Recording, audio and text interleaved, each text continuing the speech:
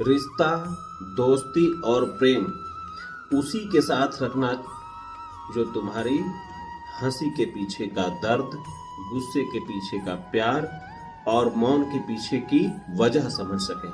नमस्कार, मैं ज्योतिषाचार्य अभिषेक तिवारी आपका अपना YouTube channel astro Abhishek Tiwari में हार्दिक स्वागत एवं अभिनंदन करता हूं।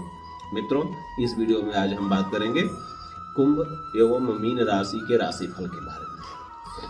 अप्रैल महीने की राशिफल के बारे में विस्तृत रूप से चर्चा करेंगे। सबसे पहले कुंभ राशि के बारे में।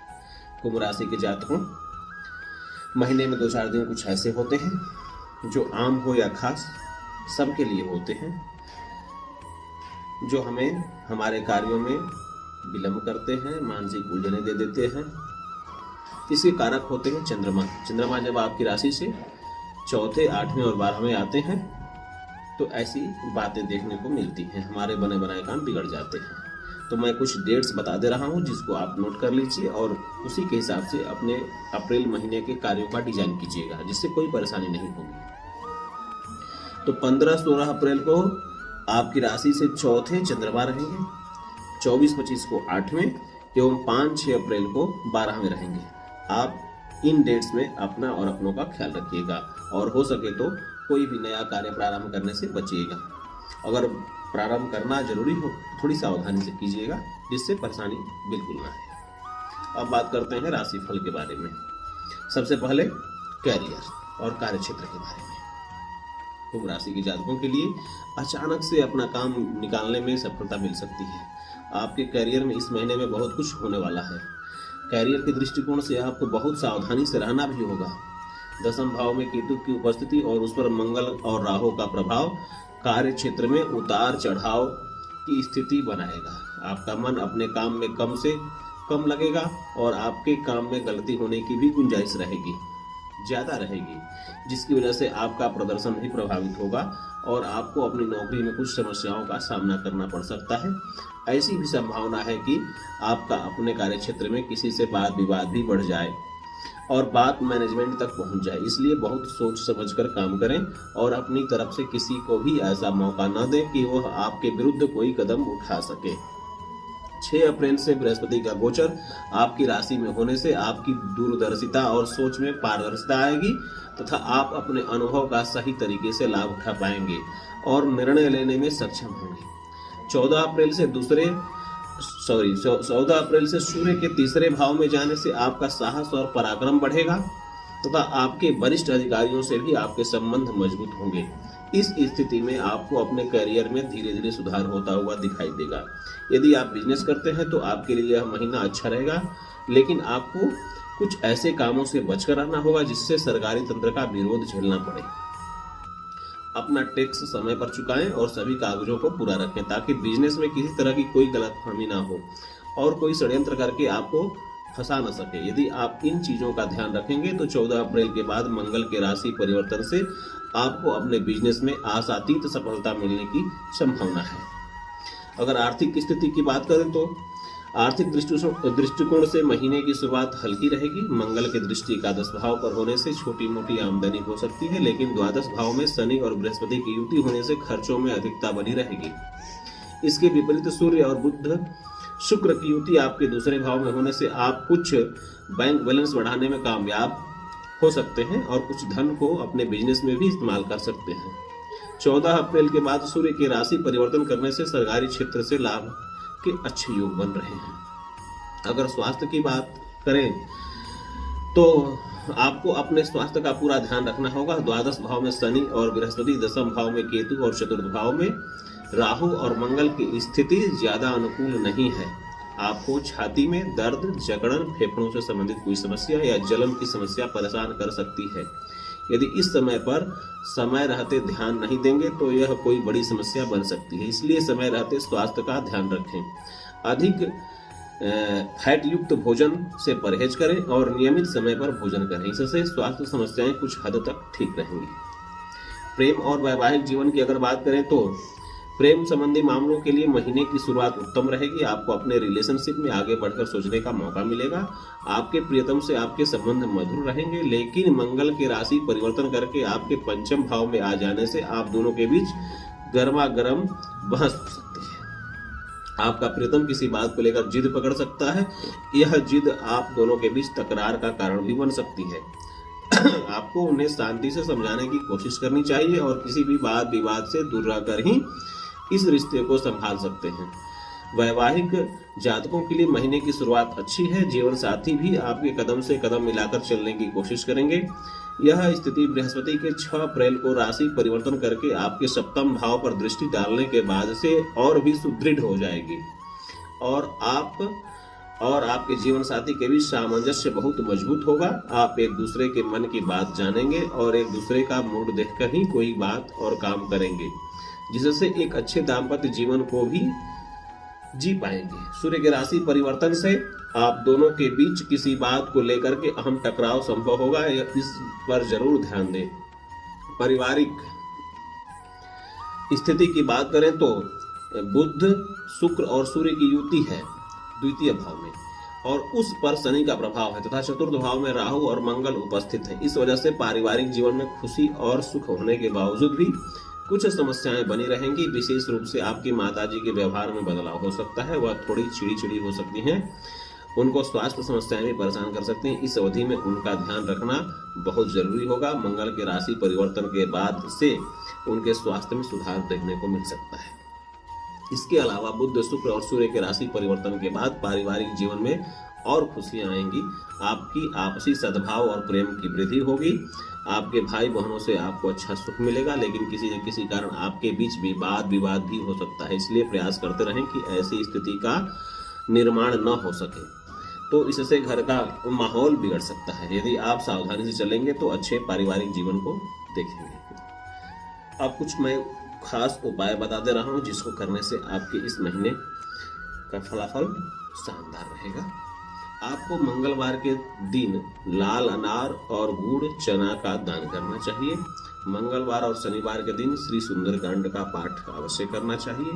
शनिवार के दिन पीपल के वृक्ष के नीचे सरसों तेल के दीप अवश्य जलाएं। पक्षियों को शतंजा डालना भी आपके लिए लाभकारी होगा।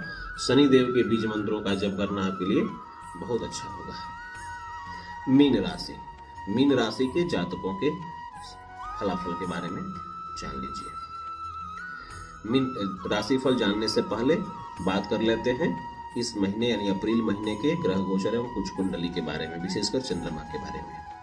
चंद्रमा आपकी राशि से 18-19 को चौथे, 27-28 को 8वें एवं 8-9 अप्रैल को 12वें होंगे। आप इन दिनों में अपना और अपनों का ख्याल रखिएगा और कोई भी काम सावधानी से करिएगा। कार्य अगर करना आवश्यक हो तो विशेष सावधानी बरतिएगा, फिर कोई दिक्कत नहीं होगी। इसके थोड़ा कार्यों में विलंब हो सकता है, मानसिक परेशानियां बढ़ जाती हैं, उलझने बढ़ जाती हैं, इसलिए इसको विशेष सावधानी से करना चाहिए। बात करते हैं अब अप्रैल महीने की राशिफल के बारे में। सबसे पहले कैरियर और कार्यक्षेत्र के बारे में। मीन राशि के जातक इस महीने अपने कैरियर को लेकर थोड़ी संतुष्टि तो महसूस करेंगे, लेकिन फिर भी उन्हें अपने कैरियर पर विशेष रूप से ध्यान देने की आवश्यकता है। दसम भाव के स्वामी बृहस्पति की एकादश भाव में उपस्थिति अनुकूलता लाएगी और जॉब में आपकी स्थिति में सुधार आएगा। समस्याओं में भी कमी आएगी। तीसरे भाव में उपस्थित मंगल और राहु की युति अपने साथ काम करने वालों से संबंध बिगाड़ सकती है और आपके और उनके बीच वाद विवाद हो सकता है, इसलिए बेहद सावधानी से रहें। अपनी कोई पर्सनल या गुप्त बात उन्हें न बताएं, नहीं तो वे उसका अनुचित लाभ उठा सकते हैं। 6 अप्रैल से बृहस्पति के द्वादश भाव में जाने से आपकी कार्यक्षेत्र को लेकर भागदौड़ और व्यस्तता बढ़ सकती है। आपको सुदूर यात्रा या विदेश जाने का मौका भी काम के सिलसिले में मिल सकता है। एकादश भाव में उपस्थित शनि आपकी चुनौतियों को धीरे धीरे कम करते नजर आएंगे और आपको आपकी मेहनत के अनुपात में परिणाम मिलने शुरू हो जाएंगे। यदि आप बिजनेस करते हैं तो महीने की शुरुआत बेहद अच्छी रहेगी। आप पूरी तरह ईमानदारी और दिमाग लगाकर अपना काम करेंगे और आपको सकारात्मकता मिलेगी। महीने के उत्तरार्ध में आपको अपने बिजनेस को आगे बढ़ाने के कई मौके मिलेंगे और कुछ सरकारी लोगों से भी अच्छे संबंध स्थापित होंगे जो आपको बहुत काम आने वाले हैं। मंगल का गोचर चौथे भाव में होने से कार्य क्षेत्र में आप मजबूती से दिखाई देंगे। अगर आर्थिक दृष्टि से बात करें तो आर्थिक दृष्टिकोण से ज़्यादा चिंतित होने की बिल्कुल आवश्यकता नहीं है, क्योंकि बृहस्पति और शनि आपके एकादश भाव में होने से अच्छी आमदनी बनाए रखेंगे।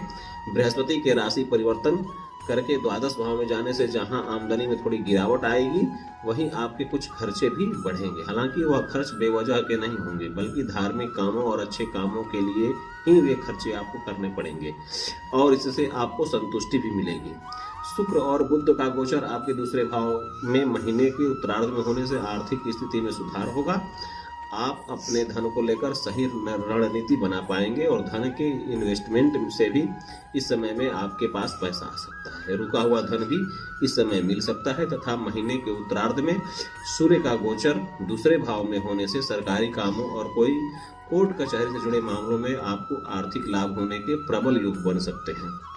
यदि आप कोई बिजनेस करते हैं तो आपका बिजनेस विशेष रूप से 16 अप्रैल के बाद आपको लाभ प्रदान करेगा। अगर स्वास्थ्य के बारे में बात करें तो यदि स्वास्थ्य के दृष्टिकोण से देखा जाए तो कोई बहुत बड़ी समस्या तो होती दिखाई नहीं दे रही है, लेकिन फिर भी आपको अपने कंधे, गले और बाजू में किसी तरह की समस्या का सामना करना पड़ सकता है या फिर आपका दाहिना कान आपको दर्द दे सकता है। इन पर थोड़ा ध्यान देने तो समस्या नहीं आएगी और आप अपने स्वास्थ्य का आनंद लेंगे। प्रतिदिन थोड़ा घूमने की आदत डालें, यदि संभव हो तो साइकिलिंग करें। ऐसा करने से आपके वजन को नियंत्रण में रख पाएंगे, क्योंकि बृहस्पति के द्वादश भाव में जाने से वजन वृद्धि के योग बन सकते हैं।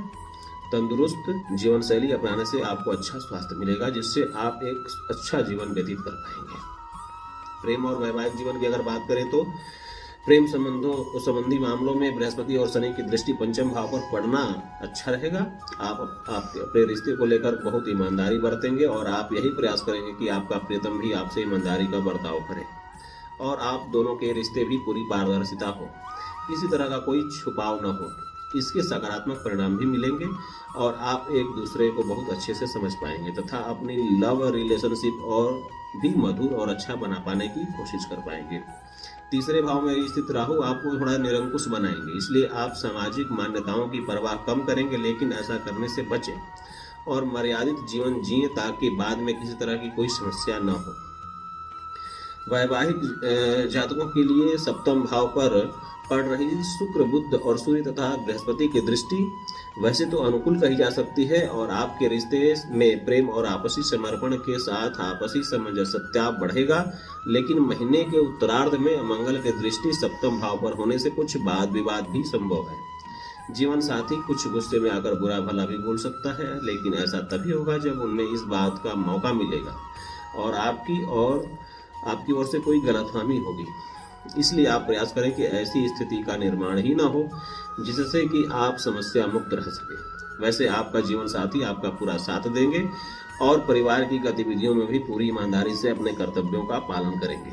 यही वजह होगी कि आपके दिल और भी ज्यादा जगह बना पाएंगे। पारिवारिक स्थिति की अगर बात करें तो चतुर्थ भाव और द्वितीय भाव में किसी भी ग्रह की उपस्थिति ना होने और किसी भी ग्रह की दृष्टि ना होने से पारिवारिक जीवन सामान्य तरीके से आगे बढ़ेगा। परिवार में जो स्थितियां चली आ रही हैं वही आगे बढ़ेंगी, कोई बड़ी समस्या आने के योग नहीं दिखते हैं। 14 अप्रैल से मंगल का गोचर चतुर्थ भाव में होगा, जिसके परिणाम स्वरूप परिवार से दूरी बढ़ सकती है और आपकी राशि का स्वामी भी बृहस्पति उस समय द्वादश भाव में होंगे, जिसकी वजह से आप किसी लंबी यात्रा पर जा सकते हैं, जिससे परिवार के कुछ समय के लिए दूरी हो सकती है। इसी स्थिति में अपनी माता जी के स्वास्थ्य का ध्यान रखें, क्योंकि उन्हें स्वास्थ्य समस्याएं परेशान कर सकती हैं। प्रॉपर्टी की खरीद फरोख्त से आपको लाभ मिल सकता है और परिवार की आमदनी में वृद्धि भी हो सकती है। इस समय में आप कोई संपत्ति खरीदने में भी सफलता प्राप्त कर सकते हैं। तीसरे भाव में मंगल और राहु की युति भाई बहनों को शारीरिक कष्ट की ओर इशारा करती है। हालांकि मंगल के गोचर करने से इस स्थिति में सुधार होना शुरू हो जाएगा और उनकी समस्याएं भी धीरे धीरे कमी आएंगी। तीसरे भाव का स्वामी शुक्र महीने की शुरुआत में आपकी राशि में होने से और 10 अप्रैल के बाद से आपके द्वितीय भाव में जाने से भाई बहनों का पूरा सहयोग मिलेगा। आपको आर्थिक तौर पर भी उनसे लाभ मिलने की उम्मीद होगी। आपसी बातचीत मधुर रहेगी, जिससे रिश्ते भी सामान्य रहेंगे। अब मैं कुछ ऐसे खास उपाय बता दे रहा हूँ जिसको अपनाने से आपका यह महीना शानदार बीतेगा। इसको जरूर अपनाइएगा। और हाँ, एक बात और कि इस वीडियो को लाइक करना ना भूलिएगा, कमेंट्स करना ना भूलिएगा। कोई विशेष परेशानी हो तो अवश्य लिखिएगा और इस वीडियो को जितना ही सब्सक्राइब करेंगे उतना ही आपके दोस्तों मित्रों परिचितों को भी इसका लाभ मिलेगा। अब उपाय ध्यान देकर सुन लीजिए और इसको नोट भी कर लीजिए, इसे जरूर अपनाइएगा। आपको सदैव एक पीला रुमाल अपने पास रखना चाहिए। प्रतिदिन श्री बजरंग बाण का पाठ करना चाहिए। आपको बृहस्पतिवार के दिन पीपल और केले के वृक्ष लगाने चाहिए और उनकी नियमित पूजा भी करना चाहिए, देखभाल भी करनी चाहिए। शनिवार के दिन काले तिलों का दान करना आपके लिए बढ़िया रहेगा। भगवान शिव जी को प्रतिदिन नमन करें और शिवलिंग पर दूध से अभिषेक करना न भूलें। और अंत में मित्रों, आपका यह महीना शानदार रहे, जानदार रहे, इसी शुभकामना के साथ फिर अगले वीडियो में मिलेंगे। तब तक के लिए नमस्कार, जय श्री राम।